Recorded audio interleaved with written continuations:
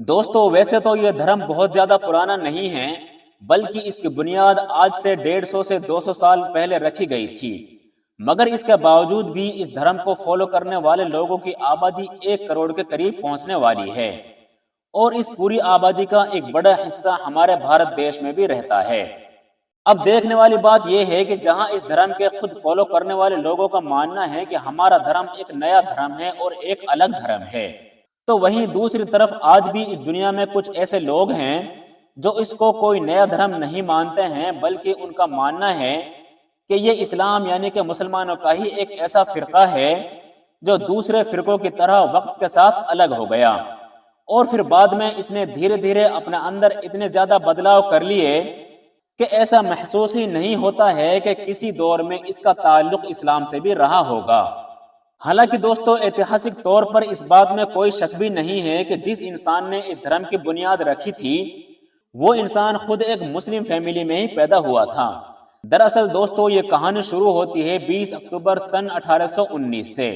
جب ایران کے ایک مشہور شہر یعنی کہ شیراز کے اندر ایک شیعہ مسلم فیملی میں علی محمد شیرازی نام کے ایک انسان کی پیدائش ہوئی۔ یہ دراصل وہی انسان تھا جس نے اس نئے دھرم کی بنیاد رکھی تھی۔ علی محمد شیرازی کو کم عمر میں ہی تعلیم حاصل کرنے کے لیے کربلا بھیج دیا گیا تھا۔ علی محمد شیرازی نے جب تعلیم کمپلیٹ ہونے کے بعد کربلا سے واپسی کی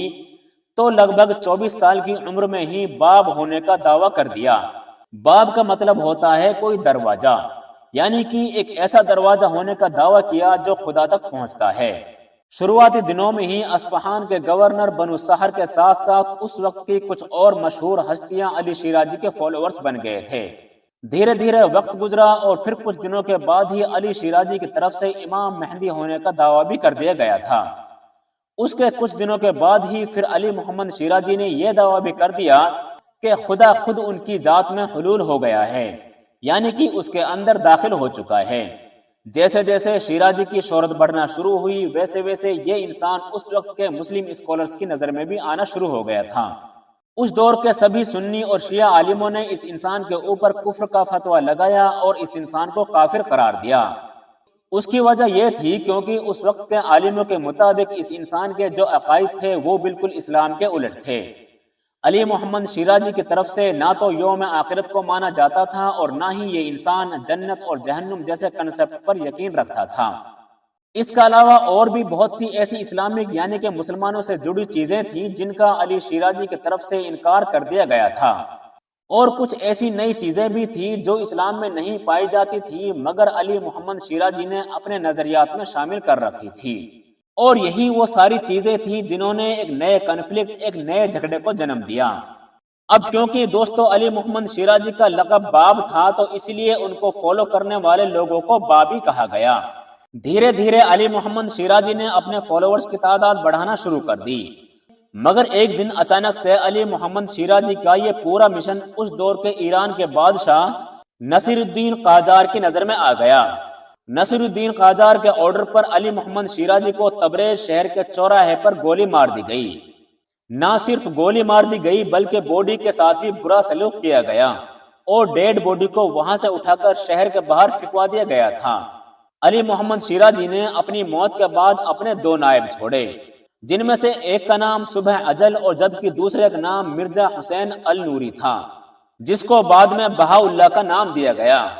علی محمد شیرازی یعنی کہ باب کی وفات کے بعد اس مشن کو آگے بڑھانے کی پوری ذمہ داری صبح اجل کے حصے میں آئی تھی، مگر صبح اجل کو اتنی شہرت اور اتنی کامیابی نہیں ملی تھی کہ جتنی شہرت اور جتنی کامیابی ان کے نائب بہاءاللہ کو ملی۔ بہاءاللہ نے کچھ وقت کے بعد ہی امام مہدی ہونے کا بھی دعویٰ کر دیا۔ بہاءاللہ کے مطابق ان کے پاس اس وقت ایک فرشتہ وحی لے کر آیا تھا کہ جس وقت وہ تبریز شہر کی جیل میں قید تھا، مگر جیسے ہی بہاءاللہ کی طرف سے یہ دعویٰ کیا گیا تو باب کے جو دوسرے نائب تھے یعنی کہ صبح اجل نے اس دعوے کی مخالفت کر دی اور وہ اپنی جماعت یعنی کہ اپنے فالوورز کو لے کر بہاءاللہ سے بالکل الگ ہو گئے، مگر دوسری طرف بہاءاللہ کے فالوورز دن بدن بڑھتے چلے گئے، اور اس طرح سے ہماری دنیا میں ایک نئی جماعت یعنی کہ ایک نیا گروپ وجود میں آ گیا جس کو ہم لوگ آج کے وقت میں بہائی کے نام سے جانتے ہیں۔ دلچسپ بات یہ ہے کہ جہاں ایک طرف بہاءاللہ کے استاد یعنی کہ شیرازی کا یہ دعویٰ تھا کہ جس مشن کو لے کر وہ آگے بڑھ رہے ہیں وہ دراصل ایک اسلام کا ہی مشن ہے، یعنی کہ وہ اسلام سے الگ نہیں ہیں بلکہ وہ تو اسلام کو ہی ریفارم کرنے کی کوشش کر رہے ہیں، یعنی کہ نیا کرنے کی کوشش کر رہے ہیں، اور جو اس میں خامیاں ہیں ان کو ٹھیک کرنے کی کوشش کر رہے ہیں۔ مگر دوسری طرف بہاءاللہ نے اپنے استاد کے خلاف یہ دعویٰ کرنا شروع کر دیا کہ جس مشن کو لے کر وہ آگے بڑھ رہے ہیں دراصل وہ اسلام نہیں ہے، بلکہ وہ تو اسلام سے الگ ہٹ کر ایک نیا مشن ہے، ایک نیا دھرم ہے، جس کے اپنے الگ عقائد ہیں، الگ تھاٹس ہیں، الگ نظریات ہیں اور الگ طریقے ہیں۔ اتہاس کاروں کے مطابق بہاءاللہ کی جانب سے اس وقت کے الگ الگ حکمرانوں کو خط بھی لکھے گئے تھے، جس خط کے ذریعے سے بہاءاللہ کی جانب سے اپنے دھرم کی ان کو دعوت دی گئی تھی۔ اتنا ہی نہیں، بہاءاللہ کی جانب سے فیوچر یعنی کہ مستقبل کو لے کر بھی بہت ساری پیشن گوئیاں کی گئی تھی۔ ساتھ ہی ساتھ آپ کو بتا دیں کہ بہاءاللہ کی جانب سے اسلام کے بالکل الٹ صرف 2 شادیاں کرنے کی اجازت دی گئی تھی، وہ بھی جب زیادہ ضرورت ہو۔ اس کے علاوہ بھی ان کے یہاں طلاق کے بعد عورت کو عدت گزارنے کی بھی ضرورت نہیں ہے، بلکہ طلاق کے ترنت بعد عورت دوسرا نکاح بھی کر سکتی ہے۔ اس دھرم کے فاؤنڈر یعنی کہ بہاءاللہ کی جانب سے اپنے فالوورز کے لیے نماز جماعت کے ساتھ بھی منسوخ کر دی گئی تھی، صرف نماز جنازہ ہی جماعت کے ساتھ ادا کرنے کی اجازت دی گئی تھی۔ ساتھ ہی ساتھ سور کو لے کر بھی ان لوگوں کا نظریہ اسلام کے بالکل الٹ ہے۔ ان لوگوں کے یہاں سور کھانا جائز مانا جاتا ہے۔ قبلے کو لے کر بھی ان لوگوں کا نظریہ مسلمانوں کے بالکل الٹ ہے،